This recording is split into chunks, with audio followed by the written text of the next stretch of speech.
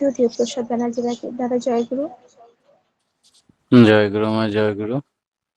পরম প্রেমময় পরম দয়াল শ্রী শ্রী ঠাকুরের এতক্ষণ যারা নামামৃত সুধা পান করলেন, তাদের মানব জীবন শ্রেষ্ঠ জীবনের একমাত্র উদ্দেশ্য ঈশ্বর প্রাপ্তি, তা যেন এই জীবনেই সফল হয়, এই কাতর প্রার্থনা দয়ালের রাঙারাতুল চরণে। আমরা পৃথিবীতে অনেক টনিক, সুধা এবং ভিটামিনের নাম শুনেছি। বহু ডাক্তার দুর্বলতা কাটাবার জন্য অনেক ভিটামিন প্রেসক্রাইব করেন। আর দেশ দুনিয়ার মালিক, যিনি স্বয়ং সকলের স্রষ্টা, সব কিছুরই স্রষ্টা, যিনি প্রথম জীবনে ন্যাশনাল মেডিকেল কলেজের ডাক্তারি পড়েছেন, তিনি আমাদের সব থেকে বেশি ভিটামিন আছে কিসে, কি প্রেসক্রাইব করলেন? বললেন যাজন।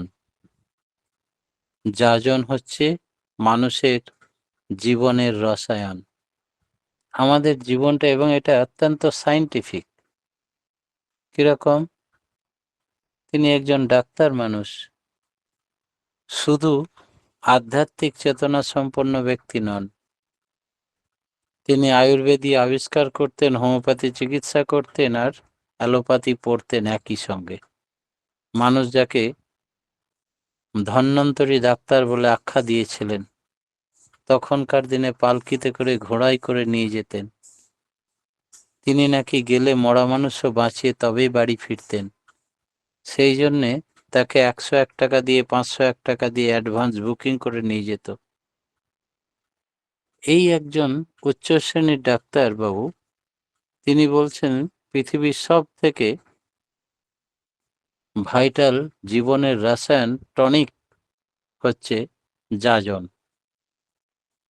এর জন্যে যদি কোনো রোগা পেটকা মানুষ, তাকে যাজন টনিক দেওয়া হয় এবং নিয়মিত সে যাজন টনিক গ্রহণ করে, সব সময় যে কোনো কথার মাঝে নিজের ইষ্টের কথা, ঈশ্বরের কথা, ভগবানের কথা বলে এবং ভেতরে প্রাণস্পন্দন চলতে থাকে, অল্প দিনের মধ্যেই সে সুস্থ, সবল, সতেজ হয়ে উঠবে। কারণ প্রত্যেকটা জীবন সৃষ্টি হয়েছে ওই নাম থেকে, ভাইব্রেশন থেকে। আর ওই ভাইটাল এনার্জি সে আবার স্পন্দায়িত হলে, অর্থাৎ যাজন করলে যজন হতেই হবে, অর্থাৎ ঈশ্বরের কথা বললে তার ভেতরে নাম চলতে থাকে।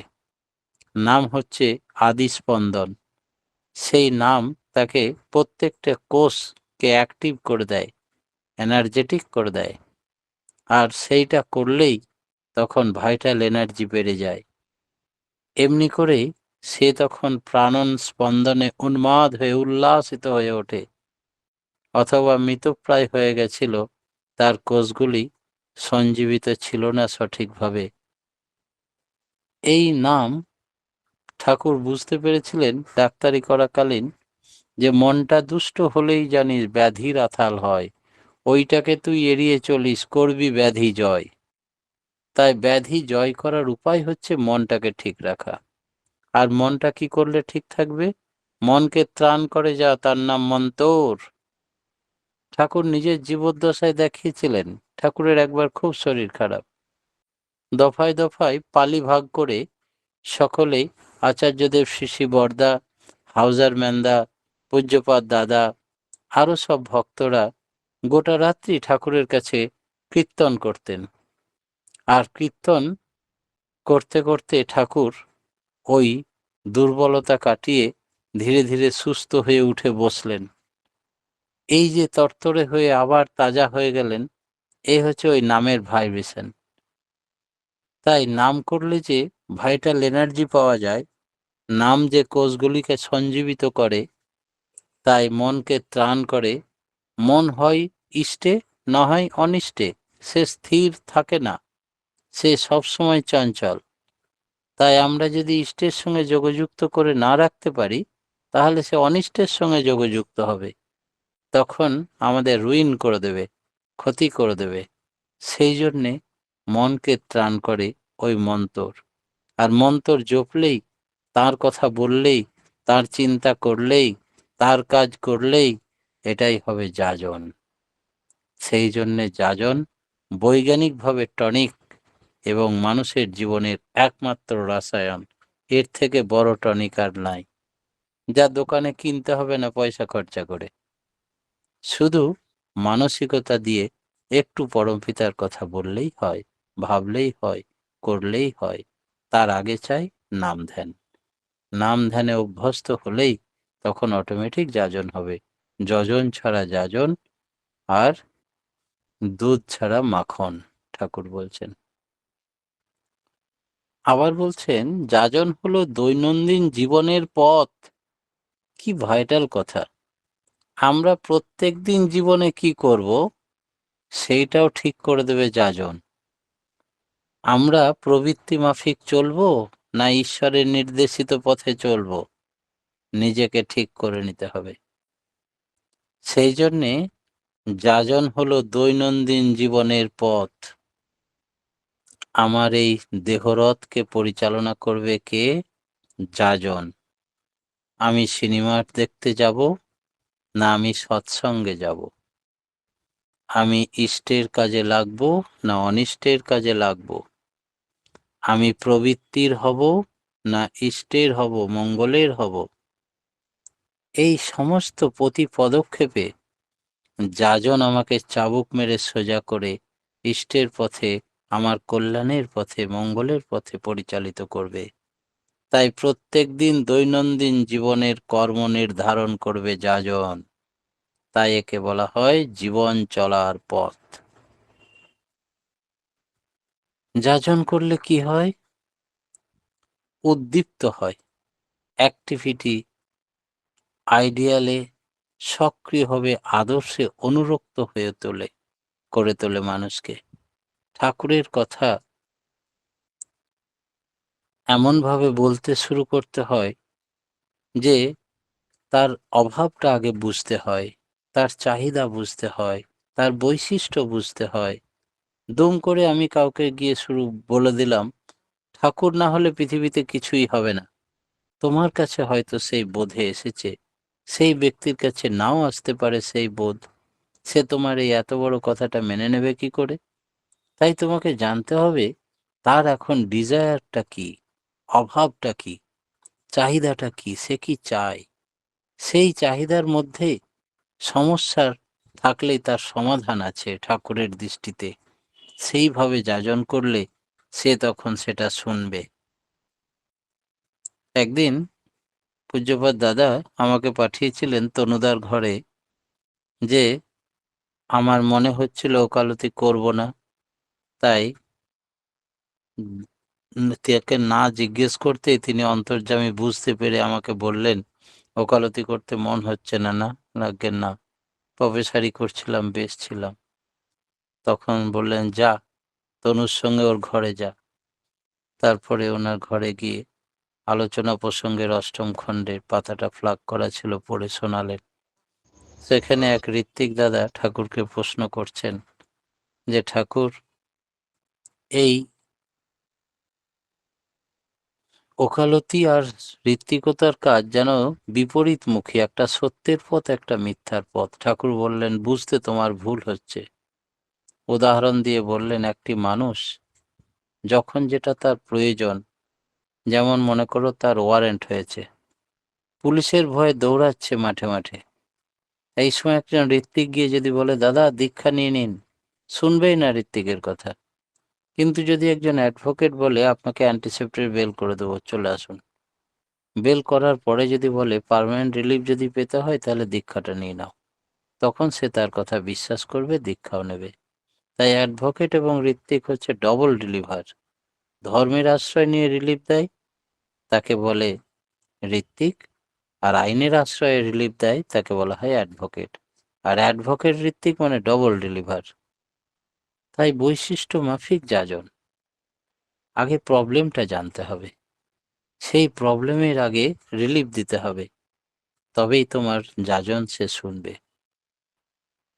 তাই অনেকে ঠাকুর আবার উদাহরণ দিয়ে বলছেন যে দেখো না, কততলা বাড়ি তৈরি করে, ভিতটা তৈরি করার সময় কত মজবুত করে মোটা মোটা লোহা দিয়ে তার উপরে একেবারে পিলার সিস্টেম করে অনেক উচ্চতলা অট্টালিকা শক্ত করে তৈরি করে, যেন তা উল্টে না পড়ে যায়। ঝড় ঝন্টা বাদলা ভূমিকম্প সব সহ্য করতে পারে, এত দৃঢ় ভিত এই লোহা দিয়ে তারা আরম্ভ করে। তোমারও তেমনি, যদি তুমি অনুরক্ত হও ঈশ্বরের সঙ্গে, তোমার যদি কংক্রিট বিশ্বাস থাকে তোমার ইষ্টের প্রতি, আদর্শের প্রতি, তবে তোমার কথা বলা মাত্রই সে বিশ্বাস করবে, সে অনুরক্ত হবে, অনুরঞ্জিত হবে এবং রিলিফ পাবে। তবেই তোমার যাজন সার্থক হবে। তোমারই যদি নড়বড়ে ধারণা থাকে ঈশ্বর সম্বন্ধে, ভগবান সম্বন্ধে, ঠাকুর সম্বন্ধে, তবে তোমার যাজনও নড়বড়ে হবে। তখন তোমার কথায় যাজিত হবে না সে। মানুষের বৈশিষ্ট্য বুঝে যাজন করতে হয়। তাই আগে তার নিড বা প্রয়োজন এবং সমস্যাগুলো শুনতে হবে ধৈর্য সহকারে। এটা একটা যাজন। হয়তো আমরা লোকের কথা শুনতেই চাই না, সম্মুখে যাকে পেলাম তাকে আমার কথাগুলো, আমার ঠাকুরের কথাগুলো শোনাতে আরম্ভ করলাম। তার হয়তো বাড়িতে মুমূর্ষ রুগী, তাকে হসপিটাল যেতে হবে। আরে মশাই বসুন না, এই ঠাকুর একদিন এই করেছিলেন। এই রকম করে বোকা বোকা যাজন যেন না করে ফেলি।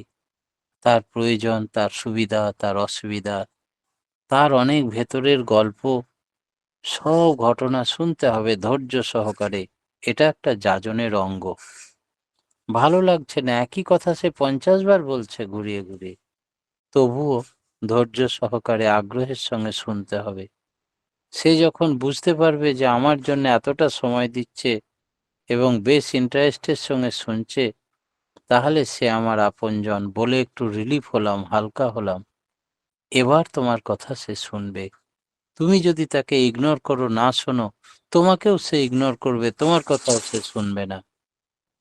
তাই যাজনে শোনার ব্যাপারটা একটা বড় যাজন। শ্রী ঠাকুরকে একবার এক ভক্ত জিজ্ঞেস করছিলেন যে যাজন করেও তো অনেকের দুঃখ ঘোচে না ঠাকুর। ঠাকুর বললেন, মনে রাখতে হবে যে যাজন করছে তা যথাসম্ভব চরিত্রে তা ফুটে ওঠেনি। চলন চরিত্রে, কথাবার্তায়, আচার আচরণে যদি ফুটে উঠে যাজন, তবে সে যাজনে অবশ্যই কাজ হবে। দুঃখ দুর্দশা অভাব অনটন সব দূর হয়ে যাবে।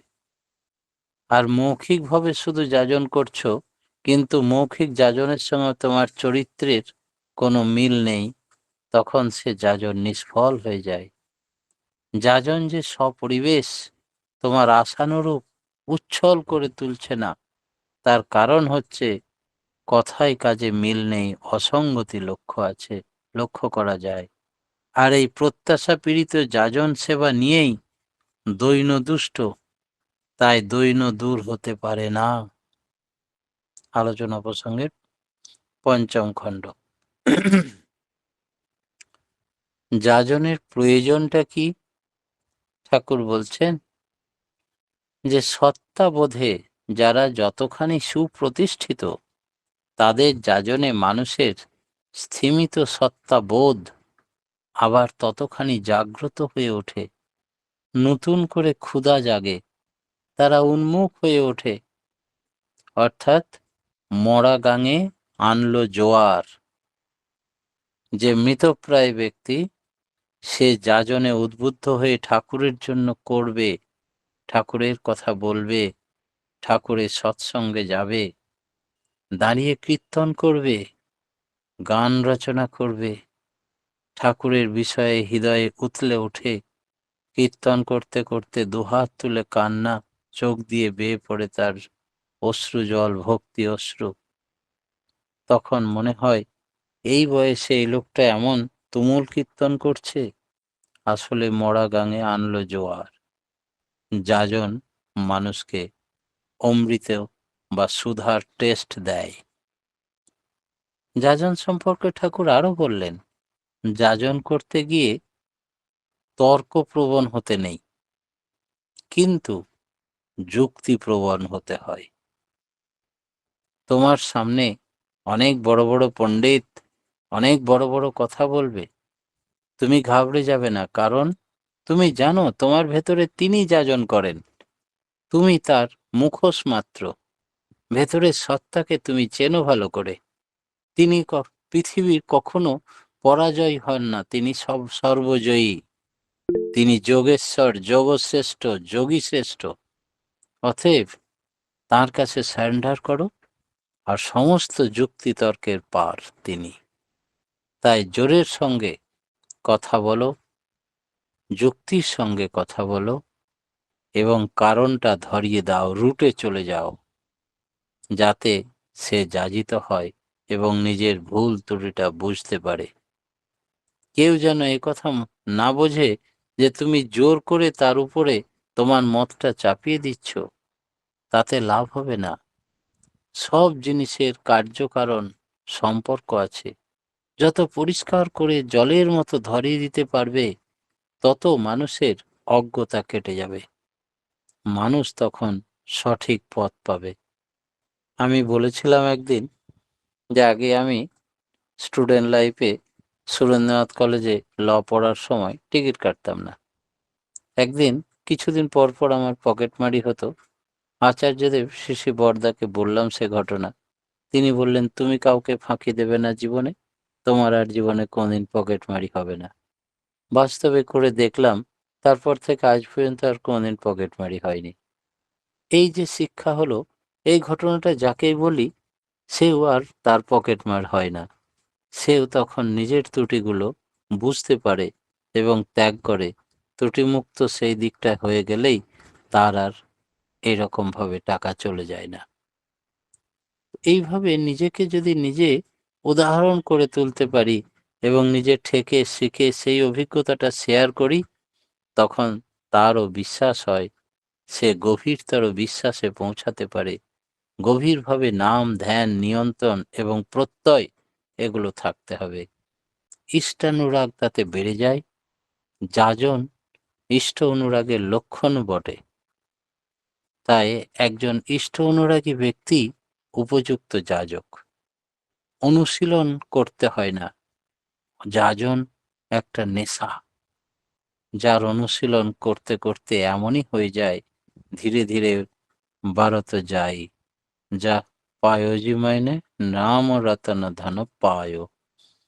যত এটাকে বিতরণ করা যাবে, তত যাজন যত করা যাবে, তত জ্ঞান ভক্তি সব বেড়ে যাবে, শেষ হয়ে যাবে না। যাজনে ক্লান্তি আসে না। যাজন হচ্ছে এনার্জি টনিক। ঠাকুর বললেন যে ভাইটাল ফ্লো, জীবনীয় প্রবাহ। যিনি বিশ্বস্রষ্টা, তার সঙ্গে যোগযুক্ত হলে তার ভাইটাল ফ্লো বেড়ে যায়, এনার্জেটিক হয়ে ওঠে, ক্লান্তি বোধ চলে যায়। তাই তার জীবনে ক্লান্তি আসে না। মানুষ যেমন সর্বশ্রেষ্ঠ উল্লাস বা আনন্দ পায়, জীবনে তার অবসাদ আসে না। যাজন হচ্ছে সেই উন্মাদনা, শরীর মনকে পুষ্ট করে তোলে। যাজনের মতো টনিক পৃথিবীতে খুব কম আছে। যাজনের সময় রীতিমতো বোধ হয় যে তিনি যে যোগান দিচ্ছেন, আমার মুখের মাধ্যমে যুক্তি তর্ক ভাষা দিয়ে বুঝিয়ে দিচ্ছেন, এটা নিজে বুঝতে পারা যায়। আমার তো এত বুদ্ধি যুক্তি জানা ছিল না। কে যোগান দিচ্ছে তখন তাকে অনুভব করা যায়। বোধি নিত্য নতুন ভাবে উদ্ভিন্ন হয়ে ওঠে। এই যে বুদ্ধি যোগ, এই যেন তাঁরই দান। কারণ আমরা যা কোনোদিন ভাবিনি, এমন কথা, এমন মুখ দিয়ে তিনি বার করে দেন। তাই তিনি একমাত্র যাজক। তার কাছে নিবেদন করতে হয়, সারেন্ডার করতে হয়, তবে তিনি তার মুখটা ব্যবহার করে নেন। আগ্রহ ও অনুরাগী যাজন সুন্দর। যাজনের জন্য কি দরকার? অনেকে বলে যে আমরা ভালো যাজন করতে পারি না, শুধু আগ্রহ থাকতে হবে আর ইষ্টের প্রতি অনুরাগ, তাহলেই সে সুন্দর যাজক। নিজের যত আগ্রহ থাকবে, অনুরাগ থাকবে, বোধ থাকবে, অনুভূতি থাকবে, নাম ধ্যান থাকবে, ততই সে সুন্দর যাজক। তাই সংস্কৃত শ্লোক আছে, মূকং করতি বাচলং পঙ্গুং লঙ্ঘয়তে গিরিম যৎকৃপাতন্মহং বন্দে পরমানন্দ মাধবম। শুধু নিজের ধারণা নিয়োজন করতে গেলে চলবে না। যার সঙ্গে কথা বলছো তার ধ্যান ধারণা প্রসঙ্গ জানতে হবে। তার সত্তার সঙ্গে নিজের সত্তাকে গেঁথে এমনভাবে তা পরিবেশন করতে হবে, সে তখন সত্তার খোরাক পাবে, আগ্রহ উদ্দীপ্ত হয়ে আরো আরো জানতে চাইবে, শুনতে চাইবে। এই হচ্ছে উপযুক্ত যাজকের লক্ষণ। পরম পিতার রাঙারাতুল চরণে আজকের মতো আমি আমার ক্ষুদ্র বক্তব্য এখানেই শেষ করলাম। জয়। জয় গুরু দাদা। আমরা আজকে দাদার কাছ থেকে যাজন সম্বন্ধে খুব সুন্দর আলোচনা শুনলাম। যাজন হলো মানুষের জীবনের রসায়ন। প্রত্যেকটি জীবন তৈরি হয়েছে স্পন্দন থেকে। নাম করলে জীবনের শক্তি বেড়ে যায়। ব্যাধিকে দূর করতে হলে মন্ত্র নিতে হবে। মনকে ত্রাণ করে মন্ত্র। নাম ধ্যান নাম ধ্যানে অভ্যস্ত হলে যাজন হবে। প্রত্যেকদিন প্রবৃত্তি মাফিক চলবো না ইষ্টের পথে চলবো, তার যাজন ঠিক করে দেয়। বৈশিষ্ট্য মাফিক যাজন করতে হয়। যাজনে বেশি শুনতে হয়। নিজের চরিত্রের রূপ অনুযায়ী যাজন হয়। যাজন মানুষকে যুক্তিপ্রবণ করতে শেখায়। ফাঁকি দিলে ফাঁকে পড়তে হয়। নিজের জীবনের ঘটনা শুনিয়ে সমৃদ্ধ করলেন। ইষ্টানু ব্যক্তি উপযুক্ত ব্যক্তি। যাজন বিতরণ করলে জ্ঞান ভক্তি বেড়ে যায়। যাজনে ক্লান্তিবোধ চলে যায়। তিনি একমাত্র যাজক। তার কাছে পূর্ণ আত্মসমর্পণ করলেই তিনি তার মুখ দিয়ে আমাদেরকে বলিয়ে নেন। শুধু তার কাছে আত্মসমর্পণ করতে হয়। জয় গুরু দাদা। আমরা খুব সুন্দর আলোচনা শুনছি, আরো শুনবো এই আশা রাখি। পরমপিতার কাছে আপনার সার্বিক মঙ্গল প্রার্থনা করি দাদা। আপনি সুস্থ থাকুন, নীরোগ থাকুন এবং পরমপিতাকে নিয়ে আনন্দে ভরপুর হয়ে থাকুন, এই কাতর প্রার্থনা করি দয়ালের রাঙা রাতুল চরণে। জয় গুরু দাদা। ভালো থাকুন।